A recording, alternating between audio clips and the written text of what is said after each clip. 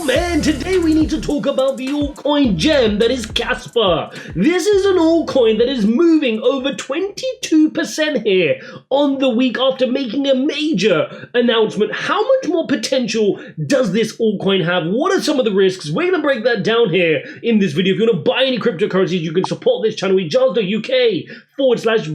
Link is in the description. Now guys, look at this big candlestick here on KASPA on the weekly chart. 22% moving. This small, little known cryptocurrency close to the $1 billion market cap club. Yes, it's insane, the price movements here.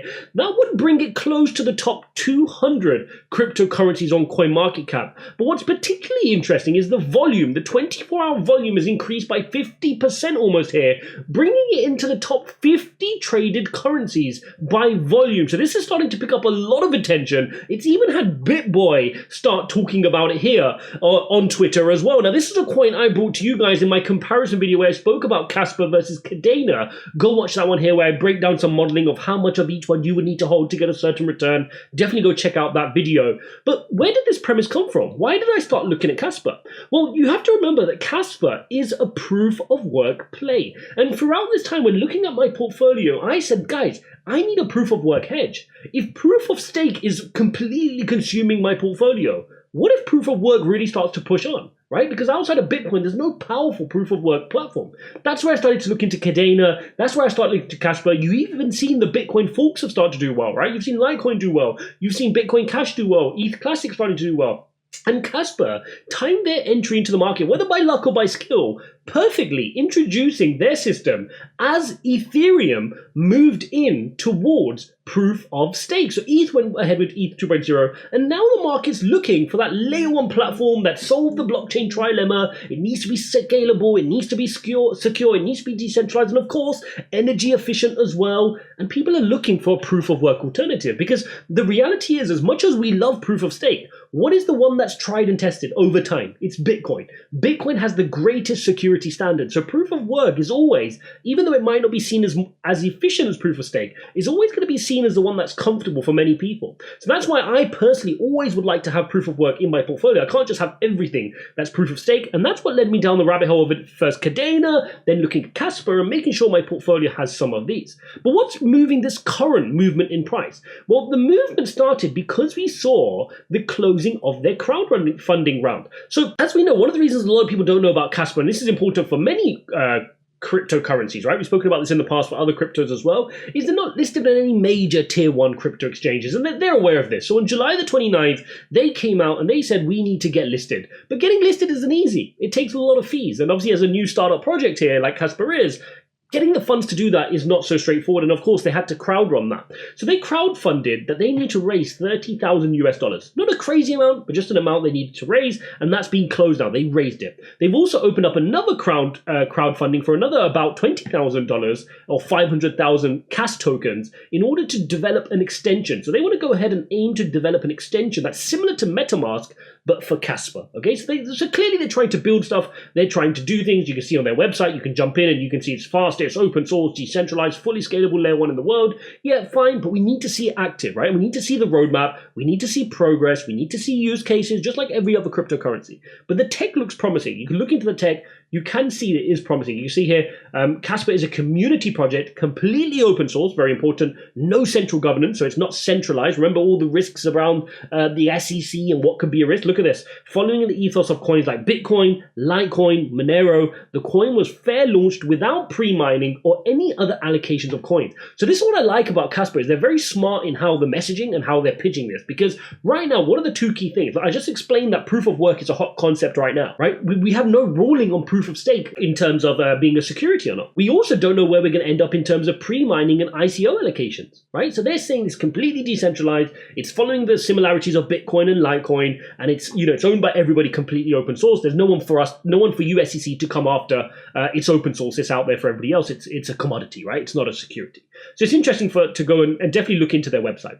Then we have to go ahead and look at the tokenomics. And I'm going to come on to whether I think this is going to 20x, 50x, 100x. Loads of people shouting out numbers right now. But of course, we've got to add some logic because that's what we do here on the channel. And if, by the way, you like this type of content and you want to know how do I do my fundamental research, there's a link in the description right now that gives you a free fundamental analysis science ebook. You sign up, you pop your email address, and you get emailed that straight away. There's also another link for my TA cheat sheet pattern. I know this video is not for TA, but you're going to get all my TA cheat sheets as well. So make sure you go cop both of those and get those downloaded onto your desktop before I stop offering that out for free, and definitely take advantage of that. So now we need to jump into the tokenomics, right? And this is not meant as a deep dive tokenomic video. If you guys do want that, I can spin up a full 10 to 12 minute video just dissecting the tokenomics. But broadly speaking here, the tokenomics are decent, right? We've got decent tokenomics here on KASPA. I've definitely seen a lot worse. I mean, you look at the circulating supply and you're 70% already in circulating supply. So it's not like a mass load of tokens that's going to dump out into the market. And I did dig in a little bit deeper.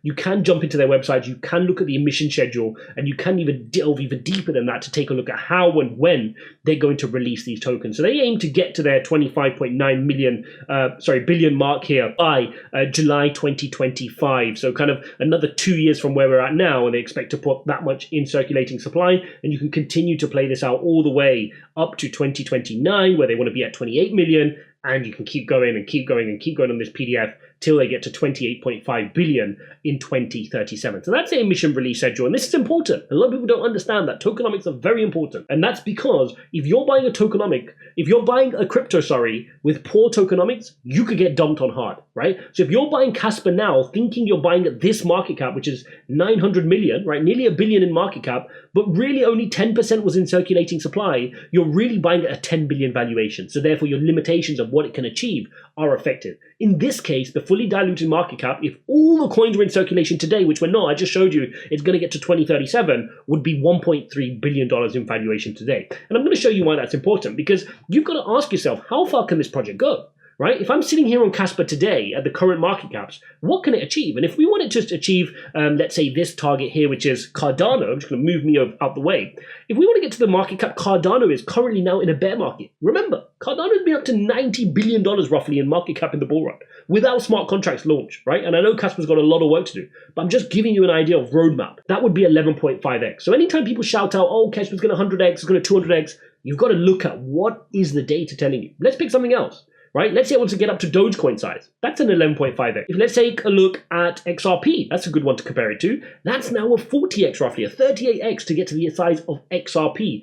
Currently now in this bear market, of course, we have seen XRP move quite nicely. Let's take a look at Ethereum, right? If it wants to get to Ethereum size, which is like obviously what they're trying to do, that would be their long-term aim, and it's not going to be easy. That's what they, that would be their mission statement of what they want to go achieve. 243x. Now, would you account for that in your modeling if you're buying KASPA? No, you'd be a bit silly to do that. Right? But to get to ETH now, you're talking 243x. To get to ETH's all-time high, you're talking a 628x. And keep in mind, in the next cycle, you're expecting ETH to eclipse its own all-time high, grow the market, you expect Bitcoin to do the same, and therefore you see other altcoins moving ahead.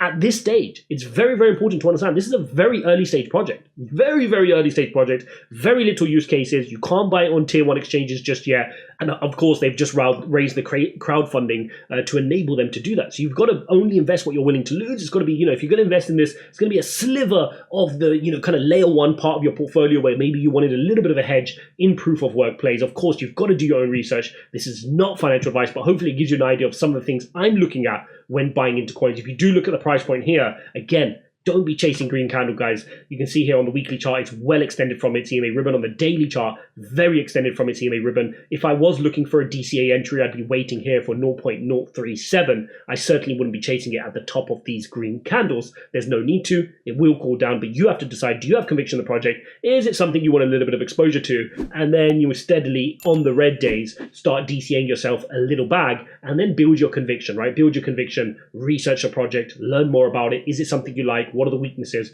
What are the strengths? And again, all of these things we cover in my fundamental guides. Definitely go check that out, guys. If you do appreciate this type of content, smash all the likes. Don't forget to subscribe. If you want to check out my TA course, my paid TA course, ijaz.uk/TA, you can buy that right now and lock it in for the current price. But remember, the price is only ever going to go up. I'm never going to offer another TA course Every time I add a new lecture, it's going to be there for free if you lock it into the price today. Otherwise, the price is going to go up for new members over time. So definitely check that out. Link is in the description. If you have any questions, reach out to me on Twitter or in the Discord or in Telegram, and I'll be more than happy to cover those off. Thanks for watching, and I'll see you in the next one.